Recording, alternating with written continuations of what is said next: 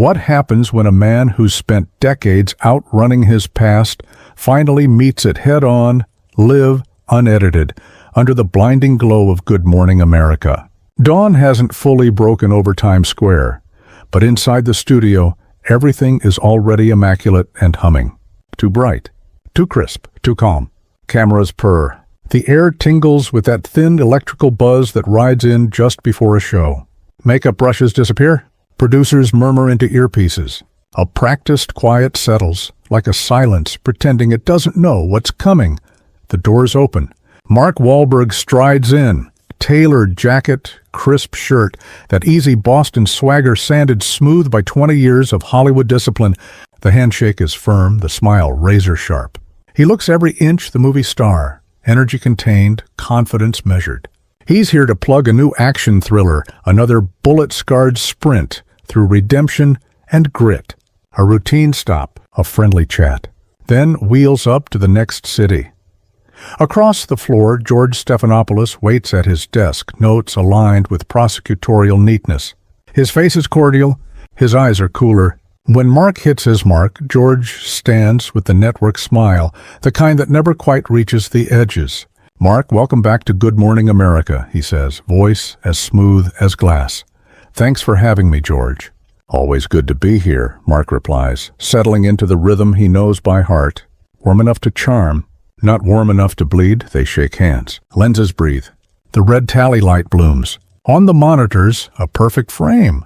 Two professionals trading pleasantries in the soft halo of morning TV. But the air is a shade too still. The smiles hang a beat too long. In the control room, a finger flicks a signal. George glances down, a quick, precise check.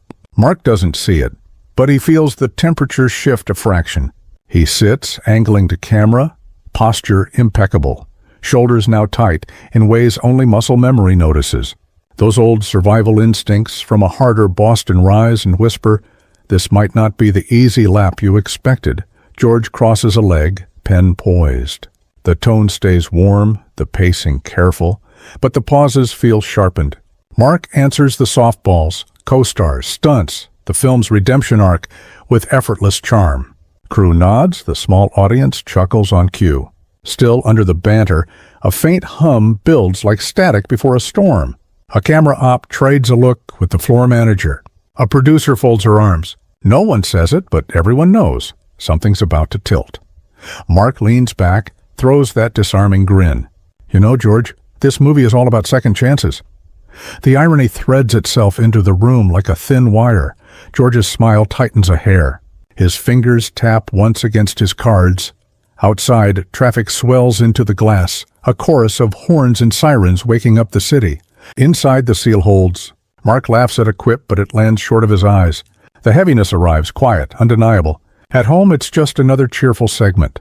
In the studio, the pressure drops, the wind stops, tiny sounds echo too loudly. Mark adjusts his mic, keeps the smile, and somewhere deeper than nerves, a realization takes root. This doesn't feel like promo. This feels like a setup. A trial with good lighting. The first minutes glide. Question, answer, smile, laugh. George asks about flawed heroes and redemption. Mark delivers the well-worn cadence of a man who's told this story 100 times. Then George shifts forward, tone softer, words sharpened, velvet with a blade inside. "Mark," he says, almost casual, "since we're talking about redemption, let's talk about your past." The air changes on contact. The camera hum turns loud in the bones. Mark blinks, the smile still there, then stuck, like it doesn't know whether to leave. He's heard this pivot before countless times, but not like this, not live, not here. "Specifically," George continues, calm, deliberate, "let's talk about the incidents from your youth, the ones people say you've never truly addressed." A beat. Then another. Mark straightens his jacket, automatic. Jaw tightens. Tongue presses the back of his teeth. "George," he says evenly, "I thought we were here to talk about the new film." A pause that stretches seconds into long, dry miles. "We will," George says, unblinking. "But don't you think the public deserves to hear more about how you've made amends for those mistakes?" Mistakes. The word lands heavy. Mark pulls in a slow breath through his nose. He's had the coaching. He's walked the minefields. He knows the lines that are supposed to neutralize the blast. I've spoken about my past many times, he says, voice level. I was a kid who made terrible choices. I've spent my adult life trying to make things right. George nods, polite, unconvinced. Tap. But Mark, he presses gently, some people think talking isn't enough, that you haven't really taken full responsibility. A hairline crack opens in Mark's composure. The smile fades. The jaw works. The camera slips a breath closer, close enough to catch the flicker of irritation. The crew feels it too. Floor manager signals, keep rolling. No breaks. With all due respect, George, I've owned what I did, Mark says, leaning in. The Boston edge glints. I've apologized. I've worked with victims. I try to do better every day. George doesn't yield.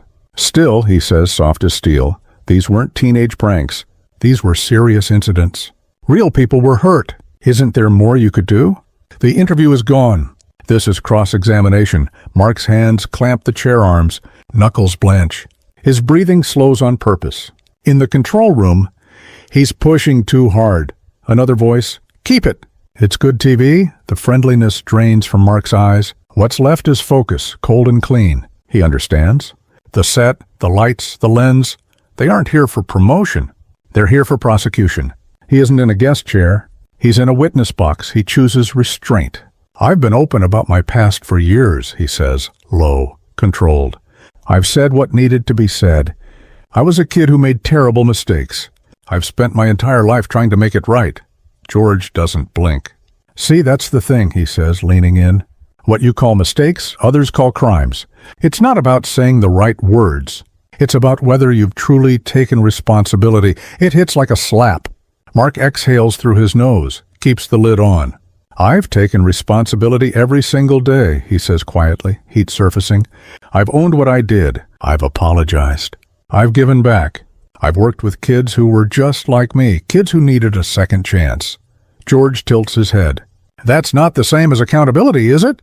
Some would say that's damage control, a way to polish your image after what happened. A soft murmur ripples under the lights. The lens creeps tighter. A tremor tugs the corner of Mark's mouth. A small muscle jumps at his temple. You think this is about image? His laugh is hollow. You think I spent 30 years doing charity for headlines? George says nothing. Tap. Wait. Power in the pause. Listen, Mark says, the Boston grit rising. I've never hidden from my past. I've talked about it in interviews, documentaries, with the people I hurt. I've worked my ass off to be better. I'm not that kid anymore. George's answer lands like a verdict. But the victims, do you ever think about what they're still living with? What it's like to carry those scars while you're living in a mansion in Beverly Hills? The flash in Mark's eyes is instant. I think about it every damn day. The words are clipped, deliberate. You think I don't? You think it doesn't haunt me? The studio is a duel now. Every line a round fired, every pause loaded. Heat blooms under the lights. A sheen appears on Mark's forehead. Across the country, Muggs pause mid-sip. The morning show has slipped its leash. This is a reckoning. So you've changed. You've evolved, George presses, voice firm now. But tell me, Mark, does time erase accountability? Does success cancel out what you did? Mark's shoulders climb. Breath quickens. I've paid for it, he insists, louder. I've paid for it 1,000 times over. You don't know what it's like to wake up every morning carrying that guilt. George narrows his eyes. Maybe not. But I do know that 45 days in jail doesn't sound like justice to a lot of people. The sentence lands like a steel door slamming shut. Silence. Total. Mark stares, mouth half open, no words. His face tightens, eyes darken. Something dangerous flashes through, thunder building on the horizon. He doesn't speak. The quiet stretches too long, and just like that, the interview tips past the point of control. The loop clangs in his head. 45 days. Justice.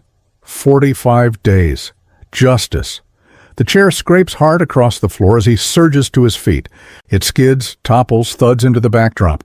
Every head whips toward him. Color surges up his neck. The mask is gone. Are you out of your mind?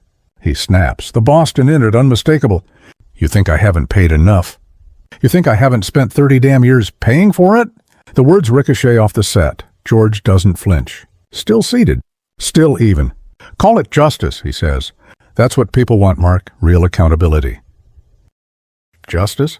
Mark fires back. You want to talk justice? I've lived with this every day since I was 17. I've worked with at-risk kids. I've given millions to pull people out of the same hole I crawled out of. I've tried to prove you can change your life, no matter where you start. Security shifts at the edge of frame. Ready? Unsure. You sit there in your suit, Mark's voice shakes the air, judging me from your perfect life, like I haven't owned up. I was a kid, George.